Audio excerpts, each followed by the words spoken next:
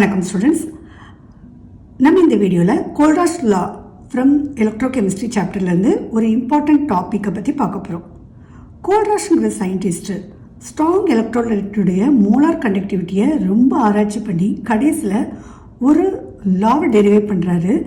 அவருடைய கண்டுபிடிப்பில் அவர் பார்க்குறாரு, ஸ்ட்ராங் எலக்ட்ரோலைட்டுடைய மோலார் கண்டக்டிவிட்டியை வச்சு நம்மளால் வீக் எலக்ட்ரோலைட்டுடைய மோலார் கண்டக்டிவிட்டியை ஈஸியாக கண்டுபிடிச்சிட முடியலாம் அப்படிங்கிறது தான்.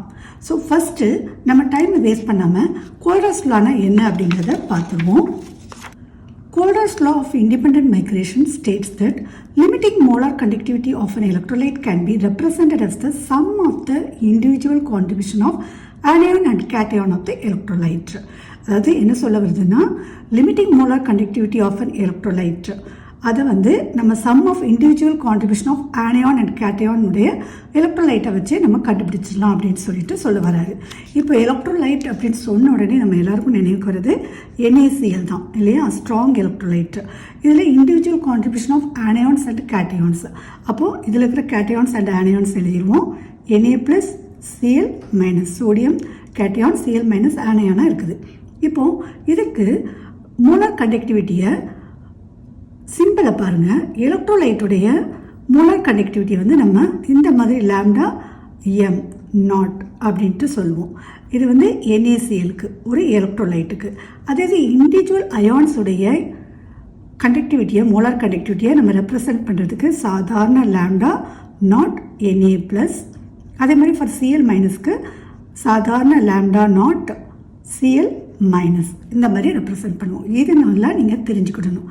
இப்போ இது தெரிஞ்சுக்கிட்டோன்னா இதை கோல்ராஸ் லாவை எக்ஸ்பிளைன் பண்ணுறதுக்கு ஒரு எக்ஸாம்பிளை வச்சு நம்ம இப்போ எக்ஸ்பிளைன் பண்ணலாம்.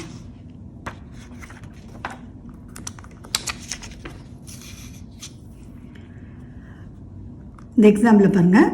Lambda naught m of NaCl, HCl, NaAC எல்லாம் வேல்யூ எல்லாம் கொடுத்துருக்குது. இப்போ அவங்க கேட்டிருக்கிறது லாம்டா நாட் ஆஃப் HAC. இதில் NaACங்கிறது சோடியம் அசிட்டேட், HACங்கிறது ஹைட்ரஜன் ஆட் ஆகிறதுனால அசிட்டிக் ஆசிட். இப்போ இந்த மூணுலேருந்து நம்மளுக்கு தெரியாத ஒரு வீக் எலக்ட்ரோலைட்டுடைய லாம்டா நாட் எம் நம்ம கண்டுபிடிக்க போகிறோம். ஸோ அதுக்கு ஃபஸ்ட்டு நம்ம கொடுக்கப்பட்டிருக்கிறதெல்லாம் நம்ம எழுதிடலாம். என்னெல்லாம் நம்மளுக்கு இதில் கொடுத்துருக்கு, NaCl கொடுத்துருக்காங்க, HCl கொடுத்துருக்காங்க, NaAC கொடுத்துருக்காங்க. ஸோ அதெல்லாம் ஃபஸ்ட்டு எழுதிடுவோம். NaCl, HCl, அதுக்கப்புறம் NaAC. இதெல்லாம் நமக்கு என்ன கொடுத்துருக்கு, லாம்டா m நாட்டுடைய வேல்யூ நமக்கு கொடுத்துருக்கு. இப்போ இண்டிவிஜுவல் மைக்ரேஷன்ஸ் அயான்ஸ் படி நம்ம ஸ்ப்ளிட் பண்ணி எழுதிடலாமா.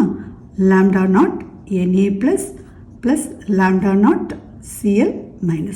அடுத்ததுக்கு எப்படி எழுத போகிறோம், lambda naught H++ plus lambda naught Cl-. அடுத்ததுக்கு எப்படி எழுத போகிறோம் பாருங்கள், lambda naught Na+ plus lambda naught AC. இப்போ நமக்கு கேட்டிருக்குது என்னது, HAC. ஃபார் HACக்கு வேல்யூ கேட்டிருக்காங்க.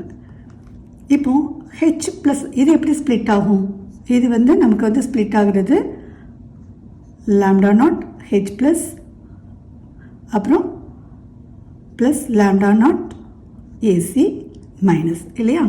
இப்போ எந்த இடத்துலலாம் H+AC- இருக்குதுன்னு பாருங்கள். இந்த இதில் இருக்கா H+, எஸ் இங்கே இருக்குது. அப்புறம் AC- எங்கே இருக்குது, இந்த இடத்துல இருக்கா, இந்த இடத்துல இந்த AC- இங்கே இருக்குது. இப்போ நம்ம என்ன பண்ண போகிறோம், இந்த ரெண்டையும் ஆட் பண்ண போகிறோம். இப்போ இந்த ரெண்டையும் ஆட் பண்ணும்போது நமக்கு வேண்டாத விருந்தாளியாக இங்கே இருக்கிறது யார், Cl- அண்ட் Na+. அவங்க ஆல்ரெடி இங்கே Na+ அண்ட் Cl- ஆல்ரெடி இருக்குது. அதனால் என்ன பண்ணிடலாம், இந்த ரெண்டையும் ஆட் பண்ணிவிட்டு இதில் இதை மைனஸ் பண்ண போகிறோம். இப்போ புரியுதா, ஏன் நம்ம இதை ஆட் பண்ண போகிறோம். இந்த HAC அதாவது அசிட்டிக் ஆசிட் ஸ்ப்ளிட் ஆகும்போது, டிசோசியேட் ஆகும்போது நமக்கு கிடைக்கிறது H+ அண்ட் அசிட்டேட் அயான். இந்த H+ அண்ட் அசிட்டேட் அயான் எங்கே இருக்குது அப்படிங்கிறத நம்ம பார்க்கணும். பார்த்துட்டுறதுனால இந்த ரெண்டையும் ஆட் பண்ணிவிட்டு நம்ம தேவையில்லாத இந்த Na+ அண்ட் Cl- ரிமூவ் பண்ணனா நமக்கு கிடைக்கிறது தான் HAC. இப்போது அதனால் கொடுக்கப்பட்ட வேல்யூ நமக்கு ஆல்ரெடி கொடுத்துருக்காங்க இல்லையா. ஸோ என்ன வேல்யூ கொடுத்துருக்காங்க, இப்போது லாம்டா நாட் m HClக்கான வேல்யூ பாருங்கள் 425.9 ப்ளஸ் இப்போ அடுத்து நம்ம ஆட் பண்ண போகிறது சோடியம் அசிட்டேட். அதனுடைய வேல்யூ வந்து 91.05. இந்த ரெண்டையும் ஆட் பண்ணிவிட்டு மைனஸ் NaCl உடைய வேல்யூ வந்து 126.4. இப்போது இதெல்லாம் நம்ம வந்து சால்வ் பண்ணால் நமக்கு கிடைக்கிறது 390.5 cm² மோல் பெர் மோல். இந்த வீடியோவில் உங்களுக்கு கோல்ராஷ் லாவையும் அதை யூஸ் பண்ணி எப்படி ஒரு மோலார் கண்டக்டிவிட்டியும் கண்டுபிடிக்கிறது அப்படிங்கிறது புரிஞ்சிருக்கும் அப்படின்னு நினைக்கிறேன். தேங்க்ஸ் ஃபார் வாட்சிங்.